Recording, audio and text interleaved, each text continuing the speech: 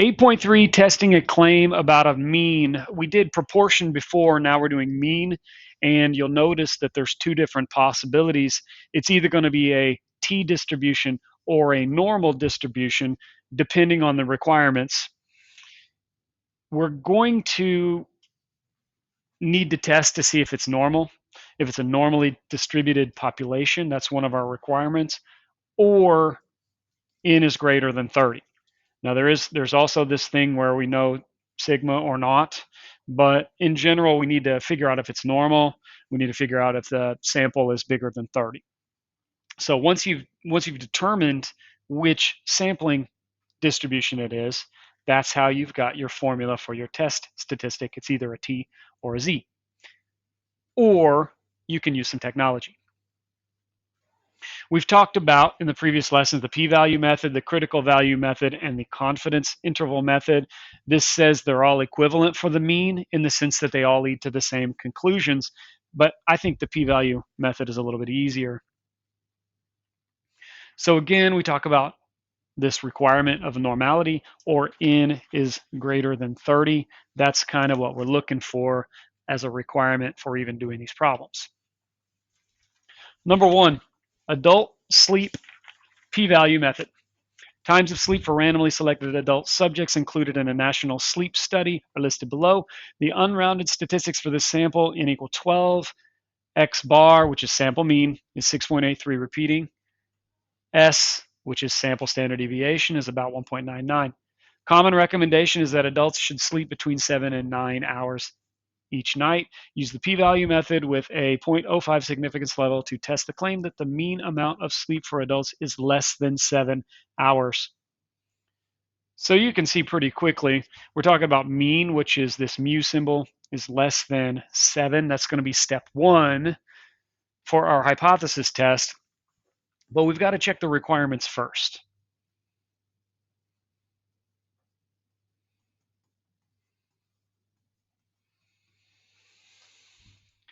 And so remember, the requirements say it's got to be from a normally distributed population or n is greater than 30. Well, n is not greater than 30, so hopefully this thing is from a normally distributed population.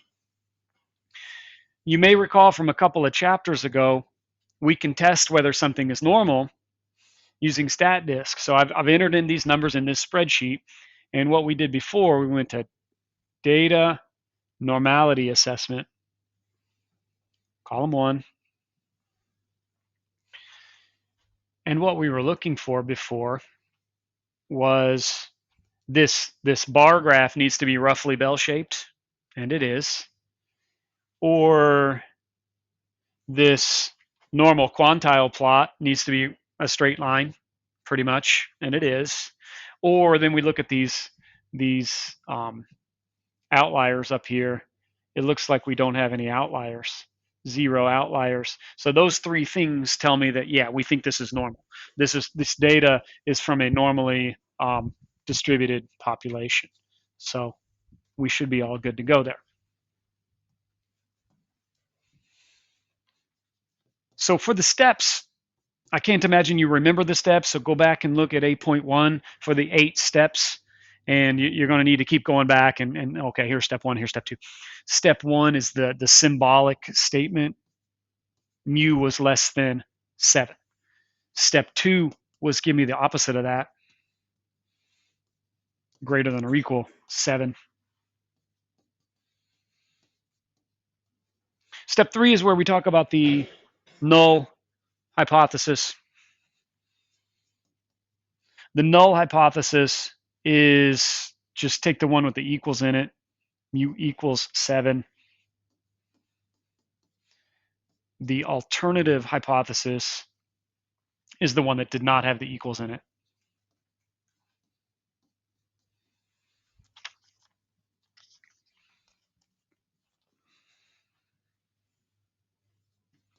Step 4 is your significance level. That was given to us at 0.05.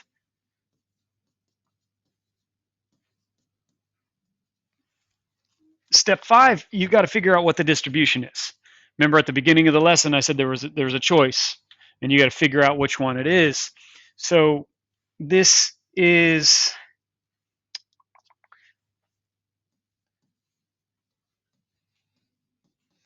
normally distributed population and sigma is unknown. We don't know sigma, they didn't give it to us. And so when we go back, when we look at this, if we're normally distributed and sigma is not known, well, that's the thing at the top. That was this one. So we know it's a t distribution.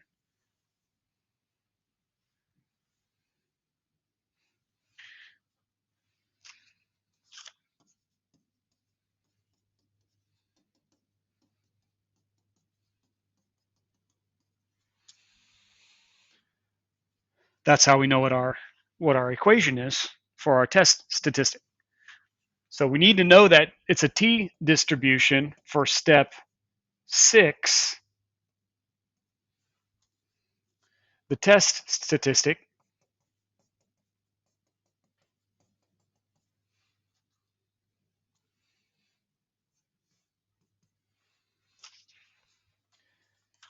and we've got that equation, t equaled x bar minus mu over s over square root of n.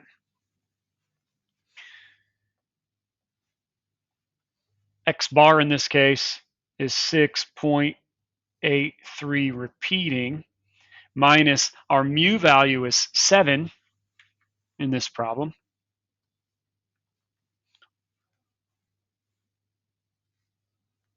S is that 1.99 number.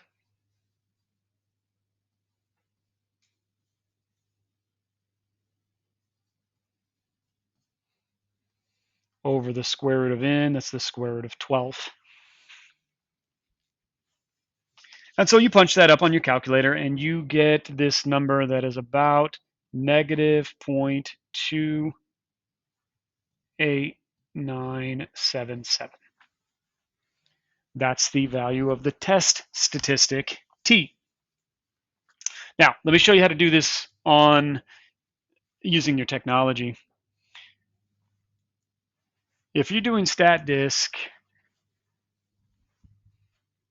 you would go to Analysis, Hypothesis Testing, and then we're not doing a proportion this time, we're doing a mean. So mean one sample. You've got two different choices at the top. It's kind of hidden, but use data. It's going to calculate a lot of the stuff for you. You'd enter the numbers into your spreadsheet, but use summary statistics as if they give you pretty much all of them. So we look at this first choice. We have to pick the less than symbol. Significance 0.05, we got that. Claimed mean, the claimed mean, that was 7. Sample size here is 12. The sample mean, 6.83. And the standard deviation, won't give it to me. 1, I don't know why I can't click that. 0.99240,984.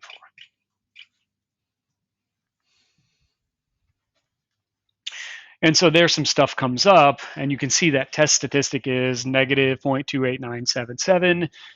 We can see the critical value, the p-value, and some other things. That's how you would do it with StatDisk. Now let me show you how to do it with your TI.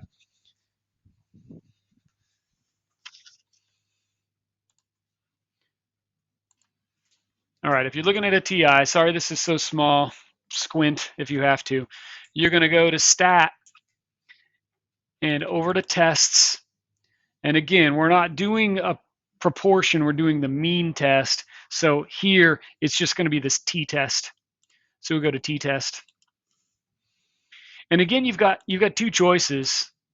If you click on data here, it's going to make you type in all those numbers into one of your lists. But if you have all the stats, you can just go to stats. And so we've got the claimed value was 7, the sample mean was 6.83 repeating, standard deviation for the sample in and we make sure and select the less than part and calculate. There's my test statistic, my p-value, and that's what you would have. Now keep in mind that p-value, notice that p-value is 0.33 or 0.38 or something. That's going to be important for the next step.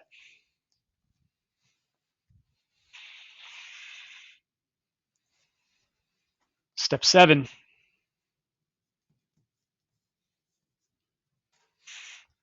Step 7, you've got your choice between p-value and critical value. I think this problem said we want to use the p-value method. I think the p-value method is easier anyway. The p-value was this 0.38 number, 0.38869. 0.38869. And remember the saying, if the p is low, the null must go. If the p is low, the null must go. What we're doing is we're saying, well, okay, that is not very low, but specifically it's not less than or equal alpha of 0.05. It's not low. So that means that I'm going to not reject the null hypothesis. I'm going to fail to reject the null hypothesis. Step 8, you're going to put it back into common language. So you gotta figure out, what does that mean when we fail to reject the null? And that's where this table comes in. We talked about this table in the last lesson. We failed to reject the null, and the original claim was less than, so the original claim does not include equality. You look at these conditions and you figure out that your conclusion has to be in this language. We want to use this language for our conclusion. There is not enough evidence to support the claim that.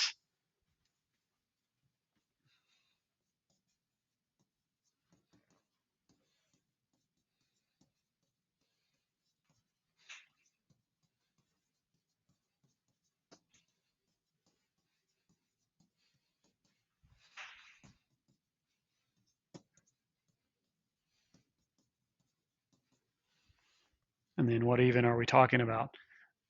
The mean amount of sleep for adults is less than 7 hours.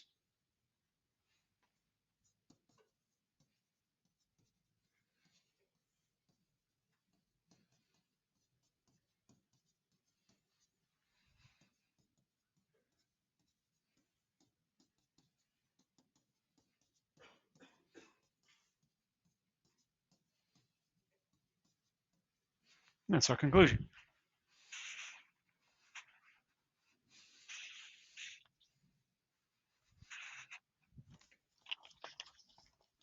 The next couple of examples are the exact same thing, just done different ways. Number 2, it says we're still going to use the p-value method, but this time we're not going to use technology. So where you would start off is you start off with this t-value. We found this in the last problem, this test statistic. And so since this problem was less than, we know it's a left tail picture.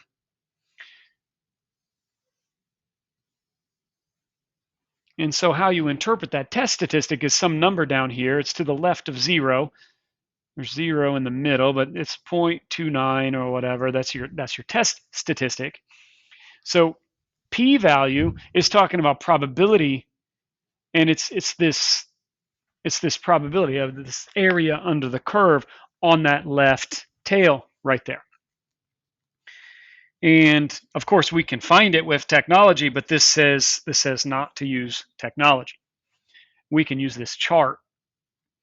And this chart's kind of hard to read. And one problem is our picture is a left tail, but this chart is a right tail. So all you'd have to do is say that like your negative 0.29 in the left tail would be similar to a positive 0.29 in a right tail. So that'd be kind of important information. Now we look at this table and notice that it's talking about degrees of freedom. This specific problem had an N of 12. N equals 12, so we know that means the degrees of freedom is 11. That tells me to look in this row of my chart.